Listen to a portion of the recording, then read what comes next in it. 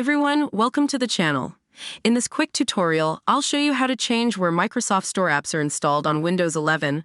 Let's get started. By default, Microsoft Store apps install on your C drive. To change this, follow these steps. Open Settings by clicking on the Start button and selecting Settings. Go to System on the left-hand menu, then click Storage. Scroll down and click on Advanced Storage Settings, then select where new content is saved. Here, find the section that says New Apps will save to. Use the drop-down menu to select a different drive. Once you've chosen the drive, click Apply. Moving forward, Microsoft Store apps will install to your selected location.